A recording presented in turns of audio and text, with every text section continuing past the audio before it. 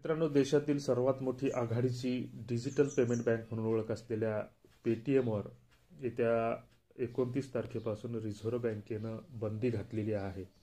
आणि त्यामुळे ज्या काही प्रतिस्पर्धा कंपन्या आहेत, UPI किंवा API लिंकद्वारे काम करणाऱ्या किंवा वॅलेट सिस्टमद्वारे थर्ड पार्टी म्हणून काम करणाऱ्या या कंपन्या आता पेटीएमची जागा घेण्यासाठी पुढे आलेल्या आहेत. मात्र यामुळे तुमच्या आमच्या मनामध्ये संभ्रम निर्माण झालेला आहे. पेटीएमवर जी काही पेमेंट बँकेवर जी काही बंदी घातलेली आहे, तर त्यामुळे सर्वसामान्याचे यातून काही नुकसान होणार आहे का? नुकसान होणार असेल नसेल त्यासाठी वेगळा पर्याय असेल, परंतु आपल्या नॉलेजमध्ये ह्या गोष्टी असणं आवश्यक आहे. तर रिझर्व्ह बँकेच्या नियंत्रणाखाली अनेक बँका काम करतात. त्यासोबतच NBFC कंपनीसुद्धा रिझर्व्ह बँकेच्या नियंत्रणाखाली काम करतात. यापूर्वीही पेटीएम पेमेंट बँकेला यापूर्वी रिझर्व्ह बँकेकडून अनेक वेळा दंडित केलेला आहे. मात्र जे काही रिझर्व्ह बँकेचे नॉर्म्स आहेत किंवा नियम्स आहेत, तर त्याचं उल्लंघन केल्यामुळे रिझर्व्ह बँकेकडून ही कारवाई करण्यात आली. पेमेंट बँका आणि इतर बँकांमध्ये काय फरक असतो हे आपण समजून घेऊ. याच्यामध्ये 2015-16च्या दरम्यान सगळ्यात सुरुवातीला जर तुम्हाला आठवत असेल तर भारती एअरटेल नावानं जे काही मोबाईल नेटवर्क होतं सगळ्यात मोठं, तर त्याला पहिल्यांदाच एअरटेल पेमेंट बँकेला पेमेंट बँक म्हणून रिझर्व्ह बँकेकडून परमिशन मिळाली. आणि या पेमेंट बँकेमध्ये ग्राहकांची खाती काढत असताना पैशाच्या व्यवहारासाठी किंवा दळणवळणासाठी सोयीस्कर व्हावं यासाठी एकूण 6 पेमेंट बँकांना परवानगी रिझर्व्ह बँकेकडून आतापर्यंत देण्यात आलेली आहे. त्याच्यापैकी आता पेटीएम पेमेंट बँक बंद होणार आहे. तर अशा स्थितीमध्ये एअरटेल पेमेंट बँकेला परमिशन मिळाल्याच्या नंतर एअरटेल पेमेंट बँकेनं एक अशी कामगिरी केली त्याच्यामध्ये की त्यावेळेस जी काही गॅसची जी काही सबसिडी होती, तर ती सबसिडी ही ग्राहकांच्या खात्याला जमा होत होती आणि ती 200 ते 300 रुपयापर्यंत सबसिडी असायची. आणि अशा वेळेस एअरटेल पेमेंट बँकेने बेमालूमपणे लोकांची खाती काढली. या खात्यामध्ये व्यवहार करत असताना आपण पैसे डिपॉझिट किंवा विड्रॉल करू शकतो. त्याचं वॅलेट असतं, त्याला ATM कार्डसुद्धा मिळू शकतं. फक्त पैसे जमा करत असताना त्याच्यासाठी 1 लाखापर्यंतची मर्यादा असते. त्याच्यामध्ये आपल्याला मुदती ठेवी किंवा मुदत ठेव ह्या स्वीकारता येत नाहीत.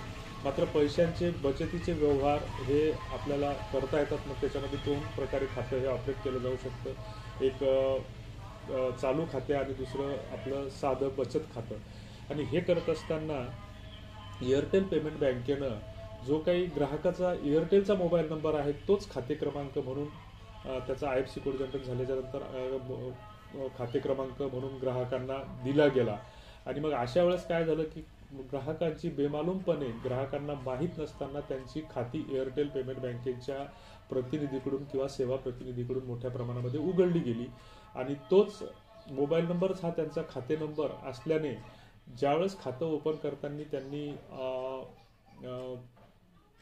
ग्राहकाला माहिती न देता आधार एनेबलची जी काही सबसिडी आहे आधारची किंवा इतर ज्या सबसिडी आहेत, तर त्या आधार कार्डनुसार एअरटेल पेमेंट बँकेच्या खात्याला वळते करण्याची परवानगी अप्रत्यक्षरित्या एअरटेल पेमेंट बँकेला दिली आणि ग्राहकांना हे माहीतच नव्हतं. आणि मग ज्या वेळेस ग्राहक हे गॅसचे सिलेंडर भरून आणायचे आणि बँकेची खाती जाऊन चेक करायची, तर त्यावेळेस त्यांना लक्षात यायचं की आपली सबसिडी आपल्याला मिळत नाही. नेमकी ही सबसिडी कुठे गायब झाली हे ग्राहकांना कळत नव्हतं.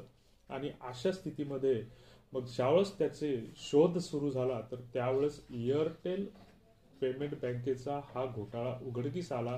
सर्व वृत्तपत्रांनी त्या बातम्या छापल्या आणि 190 करोडचा घोटाळा तो होता. आणि अजूनही 190 करोड रुपयाचं पुढं काय झालं हे समजण्यास मार्ग नाही. त्यानंतर एअरटेल पेमेंट बँकेवर सुद्धा रिझर्व्ह बँकेनं काही दिवसांसाठी खाते ओपन करण्यासाठी बंदी आणली होती. त्याच पद्धतीची बंदी आता या पेटीएम पेमेंट बँकेवर आणलेली आहे. मात्र फोनपे प्रमाणे पेटीएमचं वॅलेट हे पूर्वीप्रमाणेच काम करणार. फक्त पेटीएम पेमेंट बँकेला ग्राहकांची नवीन खाती उघडता येणार नाहीत किंवा जे काही वॅलेटमध्ये फंड ॲड करता येणार नाही किंवा फास्टॅग किंवा ह्या काही त्याच्यावर बंधनं असतील. मात्र जे काही UPI किंवा NPCIद्वारे जे काही पेमेंट होतं, जसं फोनपे, गुगल पेचं पेमेंट चालतं किंवा ॲमेझॉन पे, व्हॉट्सअप पेवर जे काही पेमेंटचं आदान प्रदान चालतं किंवा मोबाईल रिचार्ज वगैरे बाकीच्या सुविधा सगळ्या ह्या ॲज इट इज असतील. फक्त पेटीएम पेमेंट बँकेला खाते उघडण्यास परवानगी नसेल. सध्याच्या स्थितीमध्ये एकूण 6 पेमेंट बँका काम करत होत्या. त्याच्यामध्ये सगळ्यात मोठी जी काही पेमेंट बँक म्हणून ओळखली जाते तर ती इंडियन पोस्ट पेमेंट बँक, ही सुद्धा एक पेमेंट बँकच आहे. दुसरी फिनो पेमेंट बँक आहे, ही गेल्या अनेक वर्षापासून याच्यामध्ये काम करते.